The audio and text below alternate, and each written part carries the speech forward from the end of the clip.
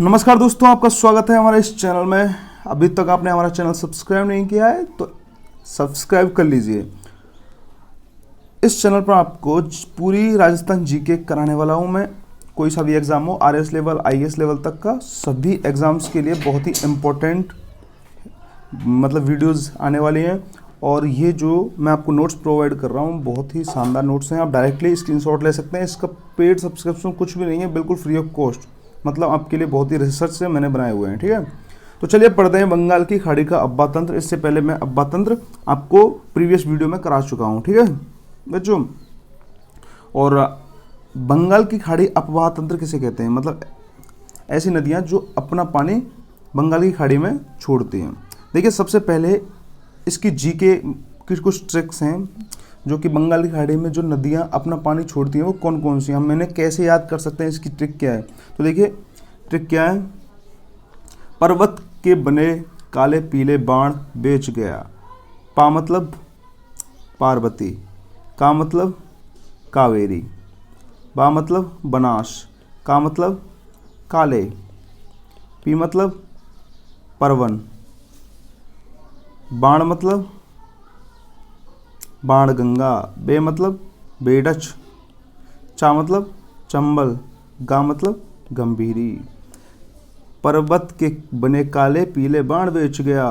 पार्वती, कावेरी, बनास, काली सिंध, परवन, बाणगंगा, बेडच, चंबल और गंभीरी।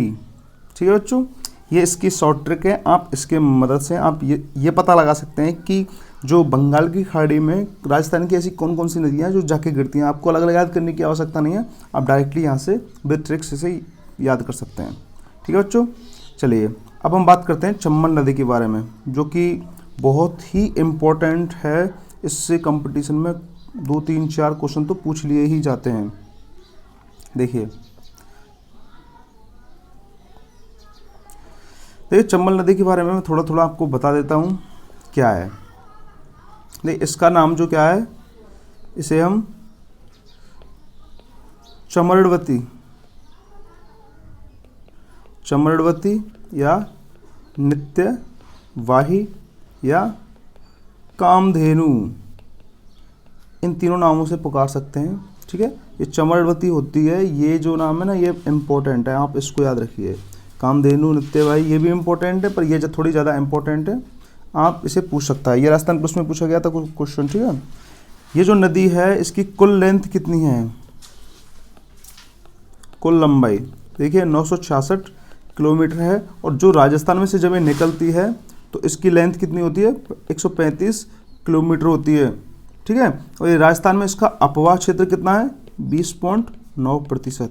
मतलब ये राजस्थान में बहती है, 20.9% इसका अपवाह क्षेत्र होता है।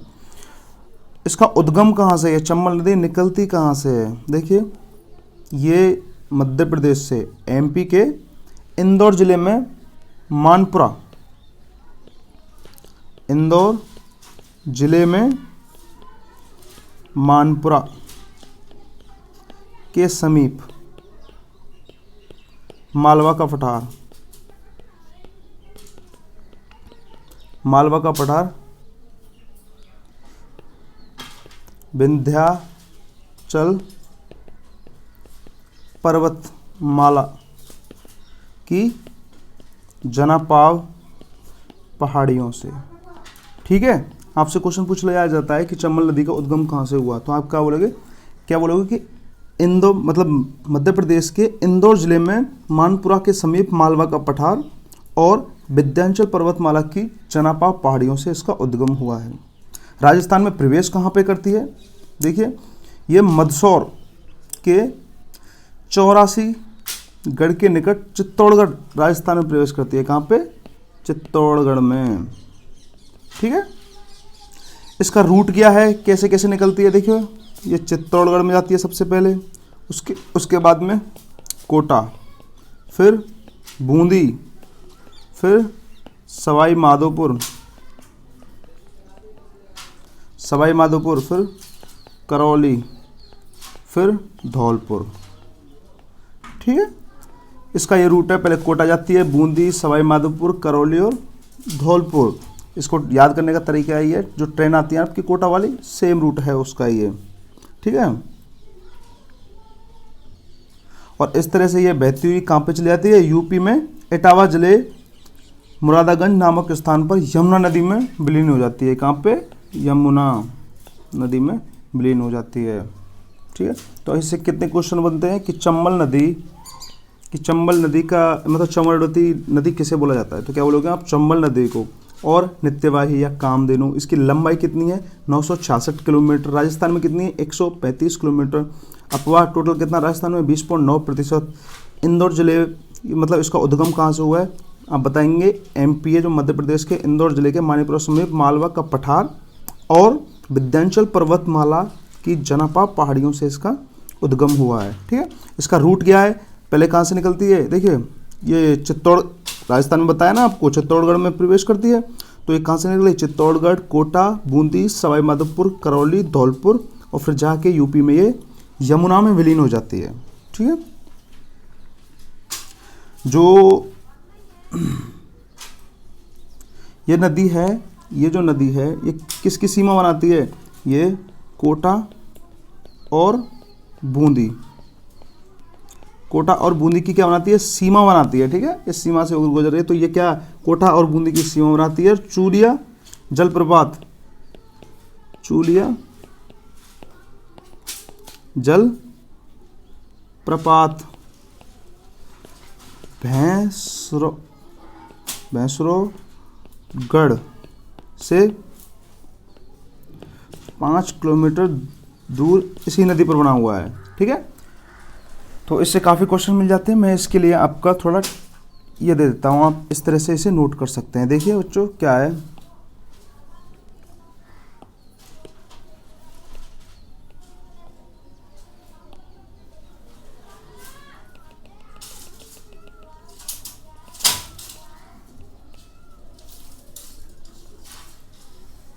देखिए चंबल नदी है, ये चमरवती, कामधेनु और नित्यवाही नदी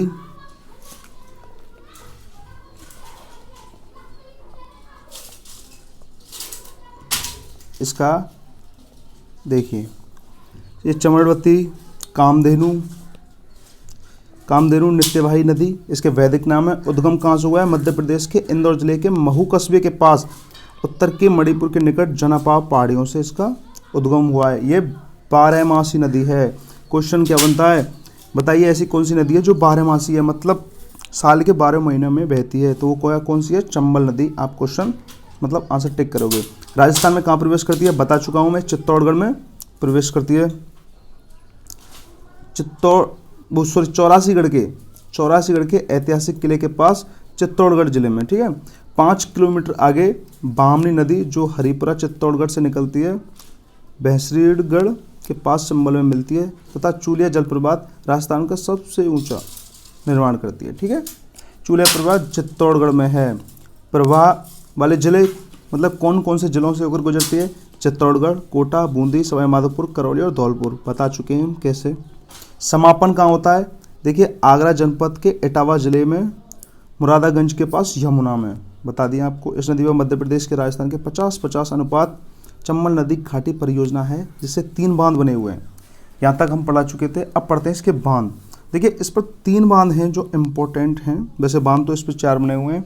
पहला कौन सा है, गांधी सागर बांध, ये कहाँ पर है, ये भानपुरा मंदसौर मध्य प्रदेश में है। दूसरा है राणा प्रताप सागर, चित्तौड़गढ़ राजस्थान का सर्वाधिक जल भंडारण क्षमता वाला बांध, ठीक है। यहीं से सबसे ज़्यादा जल का सप्लाई किया जाता है राणा प्रताप सागर से।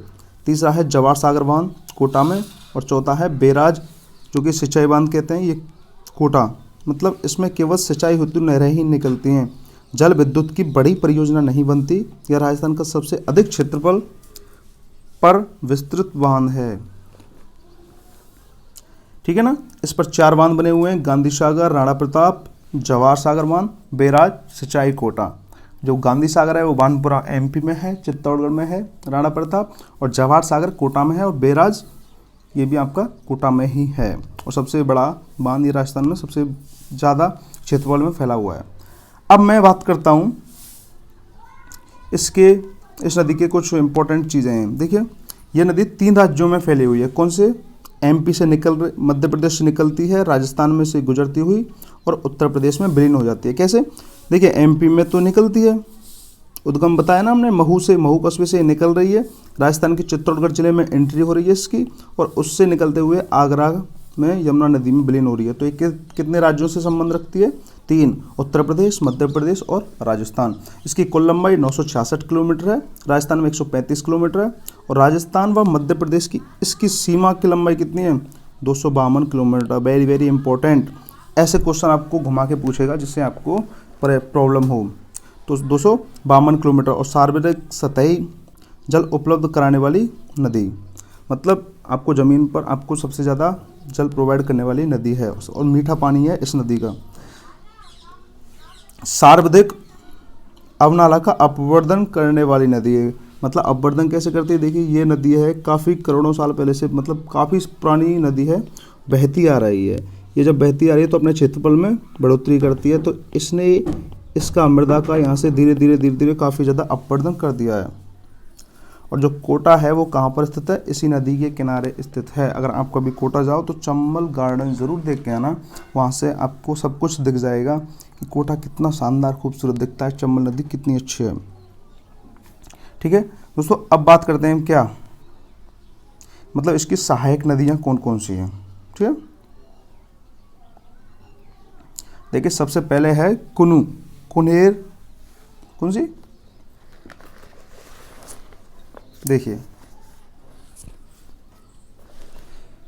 और 2-3 जो इम्पोर्टेंट बातें थी वो मैं नहीं बता पाया, आपको बता देता हूँ।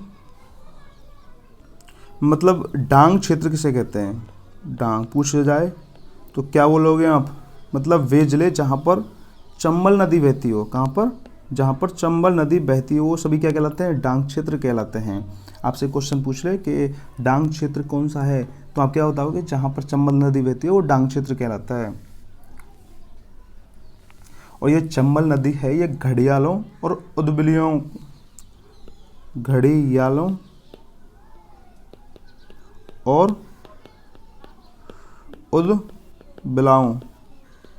के लिए प्राकृतिक आवास बनाती है। ठीक है,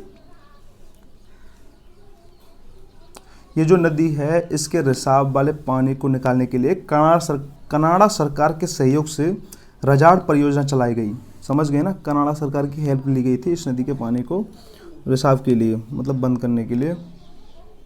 और चंबल परियोजना राजस्थान व गुजरात की 50-50 की संयुक्त परियोजना है। इसे राजस्थान की सर्वाधिक लाभान्वित जिले कोटा और बूंदी हैं। मतलब ये जो चंबल नदी है इससे सबसे ज़्यादा प्रॉफिट किसको होता है? कोटा और बूंदी जिले को सबसे ज़्यादा इसका फ़ायदा होता है। चलिए, अब इसकी सहायक नदियाँ कौन सी हैं ये थोड़ा जल्दी देखते हैं। पहली है कुन्नूर। ठीक है, इसका उद्गम गुना में मध्य प्रदेश से, प्रवाह 12 वापस मध्य प्रदेश में चली जाती है। समापन करौली मध्य प्रदेश सीमा पर चंबल नदी में मिल जाती है। ठीक है, चंबल नदी में क्यों मिल रही है? क्योंकि ये इसकी सहायक नदियाँ हैं जो चंबल नदी में आके ऐसे आ रही हैं, मिल रही हैं, आ रही हैं, मिल रही हैं, आ रही हैं, मिल रही हैं, ये सब। पहली कुन्नू है, दूसरी है पार्वती। यह मध्य प्रदेश के सीहोर से राजस्थान में प्रवेश, करयाहट के पास 12 में प्रवेश, 12 से होती हुई कोटा से सवाई माधोपुर परी घाट में चंबल से मिल जाती है। प्रभा 12 कोटा सवाई माधोपुर में, लंबाई राजस्थान में 65 किलोमीटर है। ठीक है, नेमाज नदी उद्गम राजगढ़ से, राजस्थान में प्रवेश कालूखेड़ी झालावाड़ से, प्रवाह झालावाड़ और 12 में होता है, समापन अकलेरा झालावाड़ के मिल में होता है। ठीक है, आपको ज़्यादा चीज़ें याद नहीं रखनी, बस इंपॉर्टेंट चीज़ें वही आपको याद रखनी है। ये ज़्यादा इंपॉर्टेंट नहीं है, इंपॉर्टेंट आपको चंबल नदी है। ठीक है, और देखिए परवन नदी। परवन ये कहाँ से निकल रही है? अनीकपुर मध्य प्रदेश से प्रवेश, खारीपुर झालावाड़ में, और प्रवाह इसका झालावाड़ और 12 में ही होता है बस। समापन 12 कालीसिंध नदी में। सहायक नदियाँ नेमाज, धार, छापी, परावर नदी शेरगढ़ अचरौली अभ्यारण्य 12 के बीच में से निकलती है। इसके किनारे शेरगढ़ का किला, कोसवर्धन, शेरगढ़ जिले का निर्माता शेरशाह सूरी, ये इम्पोर्टेंट है।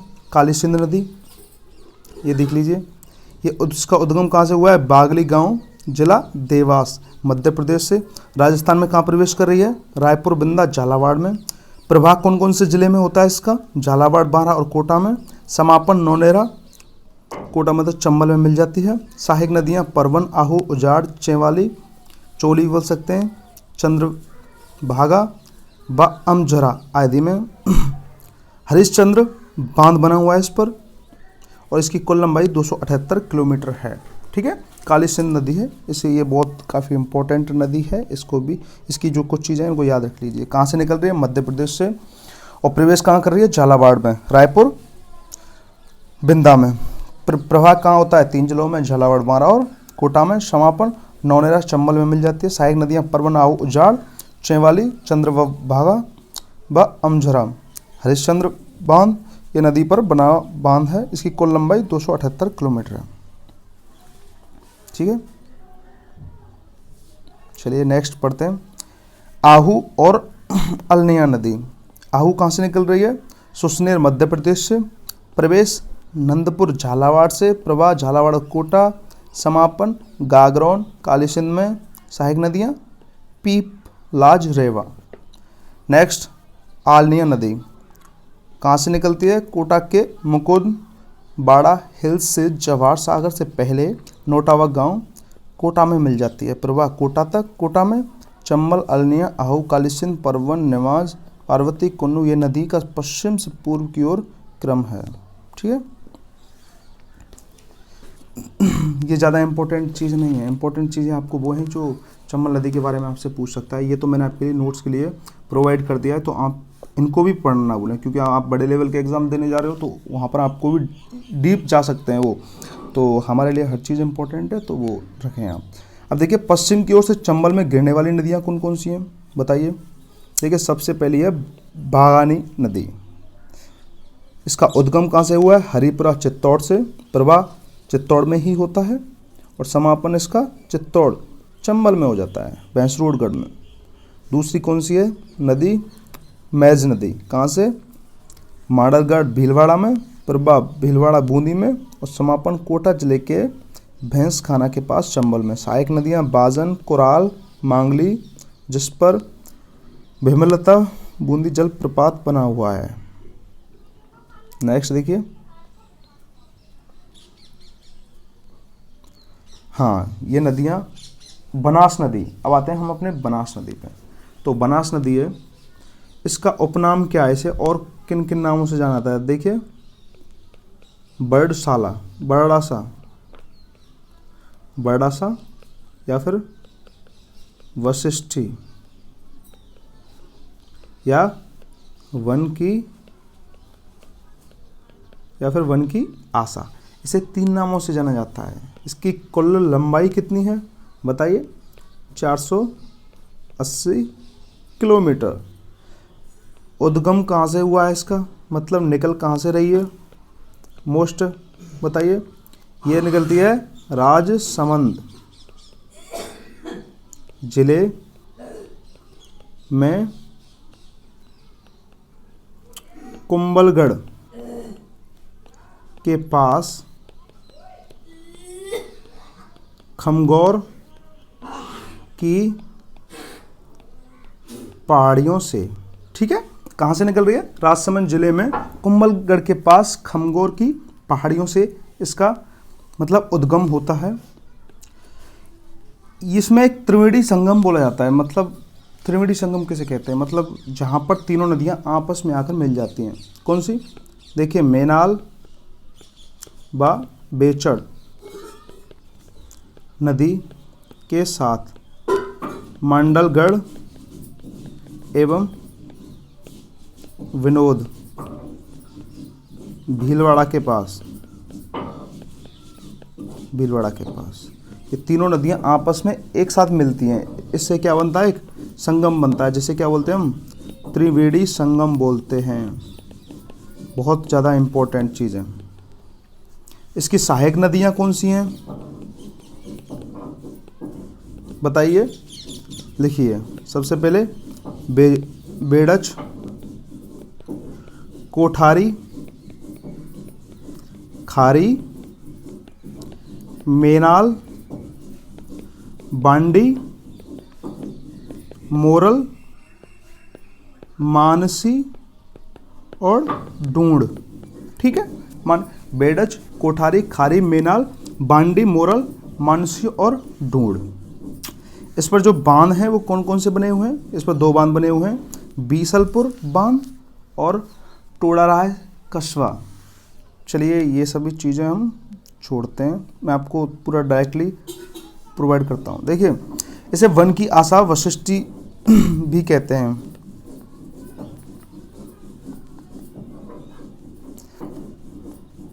आप इसका स्क्रीनशॉट ले लीजिए और अपनी कॉपी पेन से इसमें लिख लीजिए। देखिए, इसे वन की आशा या वाराणसी विशिष्टि भी कहते हैं। उद्गम खमनौर राजसमंद से हुआ है। प्रभा इसका कहाँ कहाँ होता है? देखिए ये इंपॉर्टेंट है, इसको याद रखें। राजसमंद, चित्तौड़गढ़, भीलवाड़ा, अजमेर, टोंक, सवाई माधोपुर, बूंदी व उदयपुर में नहीं होता, इधर से होता है। राजसमंद, चित्तौड़, भीलवाड़ा, अजमेर, टोंक और सवाई माधोपुर में। समापन कहाँ होता है? रामेश्वर घाट, सवाई माधोपुर में। सीप नदी तथा बनास व चंबल ये तीनों मिलकर एक त्रिवेणी संगम सवाई माधोपुर में बनाते हैं। बताया था ना मैं त्रिवेणी संगम। इसमें आपको मेनाल, बेड़च नदी और मांडलगढ़ तीनों आके मिल जाती हैं। सॉरी ये नहीं है। लंबाई कितनी से 480 किलोमीटर है। जल ग्रहण और अफवाह फैलाव क्षेत्र सर्वाधिक है। राजस्थान में पूर्णतः बहने वाली सबसे लंबी नदी है।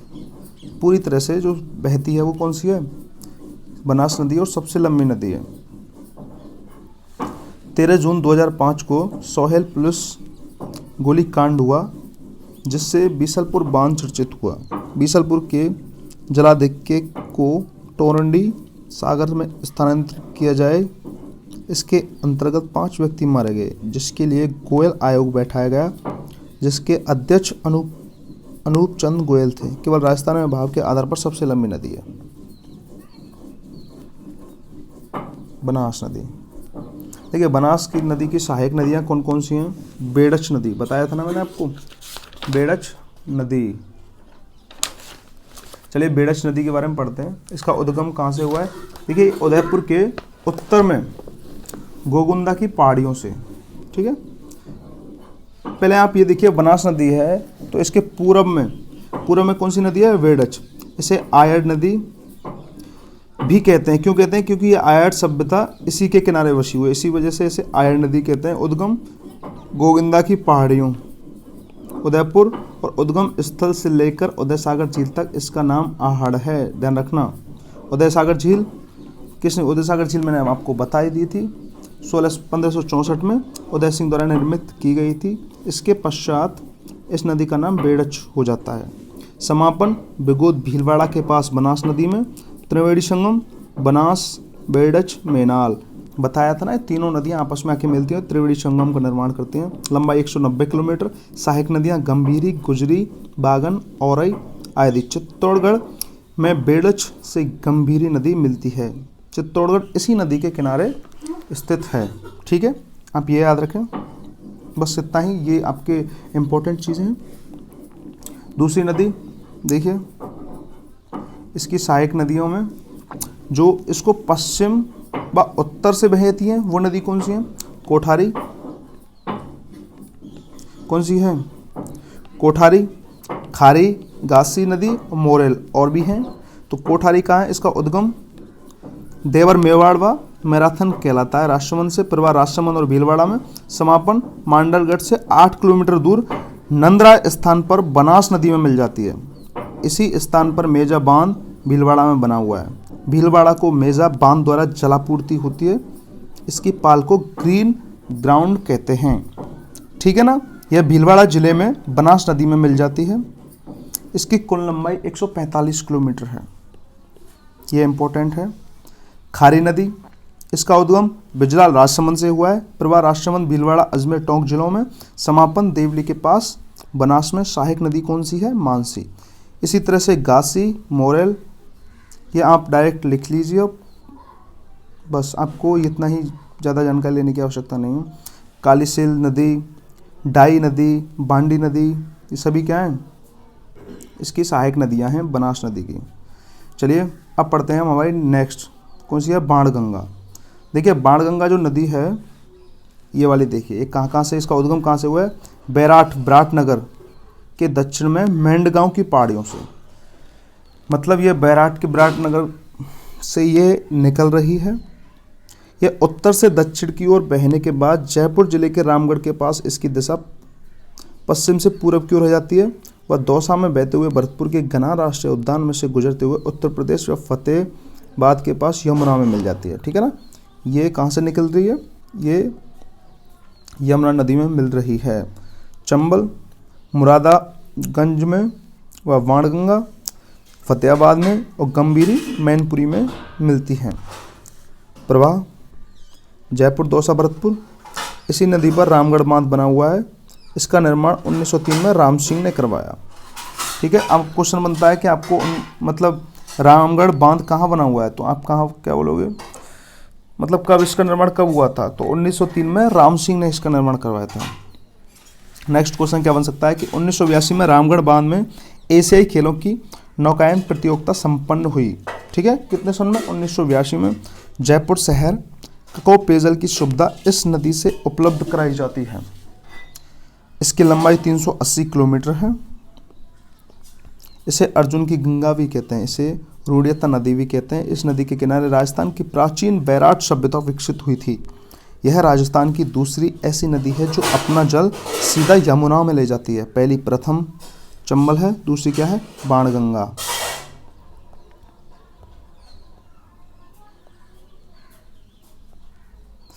देखिए अब देखते हैं हम गंभीर नदी। ठीक है। चलिए गंभीर नदी क्या कहती है? इसका उद्गम सपोट्रा करौली जिले से हुआ है। प्रवाह सवाई माधोपुर, करौली, भरतपुर, उत्तर प्रदेश में जाकर वापस धौलपुर में आकर राजा खेड़ा तहसील में बहती हुई उत्तर प्रदेश में यमुना में मिल जाती है। समापन मैनपुरी उत्तर प्रदेश यमुना नदी में। सहायक नदियाँ पार्वती जो कि धौलपुर में निकलती हैं और धौलपुर में ही गंभीर नदी में मिल जाती हैं। यह नदी भी राष्ट्रीय उद्यान घना के अंदर आती है। अजान बांध को गोवर्धन बांध से भरा जा रहा है। ठीक है ना। ये कुछ नदियां थी और भी हैं एक जैसे कि खारी, जैसे कि आहू नदी। ये क्या है? इसका उद्गम मैंने बता दिया था, ये सुमेरपुर एमपी से निकल रही है। गागरोड का किला झालावाड़, काली सिंध व आहू नदियों संगम पर स्थित है। एक खारी नदी है। कौन सी? खारी नदी। ये कहाँ से निकलती है? इसका उद्गम बिजराला की पहाड़ियों राजसमंद से। ठीक है। ये सब क्वेश्चन मैं आपको करा चुका हूँ। तो अब इसका अपवाद तंत्र खत्म हो जाने के बाद मैं आपको जितने भी क्वेश्चन होंगे इस पर वो सारे क्वेश्चन आपको कराने वाला हूँ। तो आप हमारे साथ ज़रूर बने रहिए, आप बीच में से छोड़ के ना जाएं। पूरा अपवाद तंत्र पढ़ेंगे, इस पर जितने भी क्वेश्चन आए हैं कंपटीशन में वो सब करने वाले हैं हम आपको। चलिए मिलते हैं हम नेक्स्ट वीडियो में नेक्स्ट पार्ट के साथ। तब तक के लिए घर पर रहें, सुरक्षित रहें, मास्क लगाएं। जय हिंद, वंदे मातरम।